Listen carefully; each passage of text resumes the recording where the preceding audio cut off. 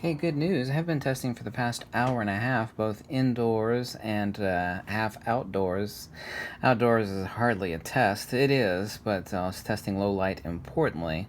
For slow lenses, the people refer to old lenses. Just because it's old doesn't mean it's slow. There's 7 different types of autofocus mechanisms that drive lenses, of which Fujifilm uses 4 of those. The stepper motors found within the 35-1.4, the 23mm f1.4, the 60mm f2.4, and the 16mm 1.4, testing indoors and out, and specifically to extreme low light. Even Fujifilm reports negative 3 EV over that of the Fujifilm X-T2, which is negative 1 EV. My estimation, after going back and forth between the X-T2 and the X-T3, is approximately 10 to 15%, depending on the lens, faster autofocus. And that is a collective between a single and continuous autofocus.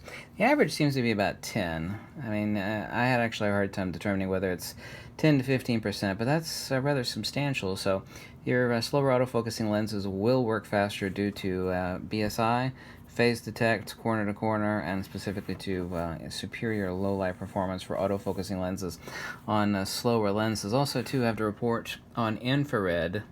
This is a straight out of camera using a R72 720 nanometer filter on the 35-1.4, which is my standard for judging infrared output.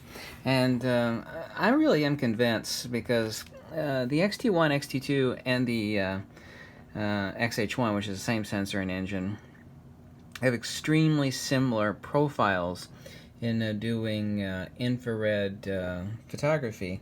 But the X-T3 is rather radically different. Sorry I don't have a couple test shots to go side by side. I should have done that before making this video, but they are radically different. It's muddier. Most people don't care about infrared photography. There are a lot of people ask me about that. But I'm convinced that this is a completely different sensor. The Sony sensors on the X-T1, X-T2, and XH1, like I said, are very, very similar. And this one is rather different. It is not as good by about, I would say, 30%. So 30% not as good for infrared photography on the X-T3, which most people don't care about. But not only that, the type of output is not bad, but it is rather radically different. I mean, that's a huge thumbprint too, if you will, metaphor for my conclusion, and it's not definitive yet, that the X-T3 is using a different sensor than a Sony, and the only other alternative is Samsung. So more and more evidence is mounting that this is a Samsung sensor camera. I cannot be certain yet, but I am definitely certain that the infrared output is radically different on the X-T3. 100% certain about that. Most people don't realize that the fastest autofocusing camera in the world, whether that be Fuji or Nikon or anybody else, cannot drive very fast a slow lens. They said there's 7 different types of autofocus mechanisms: stepper motors, screw drive, linear, silent wave motors, micro motors, linear motors, on and on and on. So the important thing that people forget is that autofocus in a system is both camera dependent but also lens dependent. It's kind of like sticking rocket engines on an old coot, you know. You still can't make an old coot go that much faster. Same thing with the slow lenses, but I wanted to do a lot of testing to confirm, and it is true by 10 to 15%, that these slower, older lenses, not because they're old, just because the lens is old doesn't mean it's slow. There are a lot of old Nikkor silent wave motors that have been around a really, really long time, many years, are still insanely fast.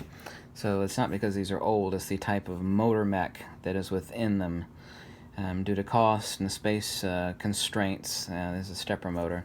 But they do drive, the X-T3 does drive the slower lenses, which are not slower, stepper motor lenses, what I should say. It does drive the stepper motor lenses approximately 15%.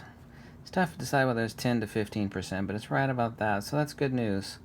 The X-T2 and XH1 do not do that over the X-T1.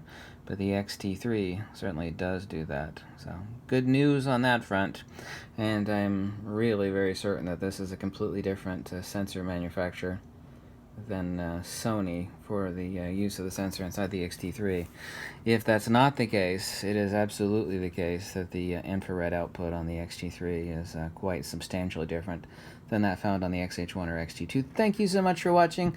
I'm going to hit the door and go out and do some action shooting and do tons of testing and other training videos and tips and tricks. I've got at least 4 tips and tricks videos to make later this evening. And thank you so much for watching. If you like these videos, please click the link below.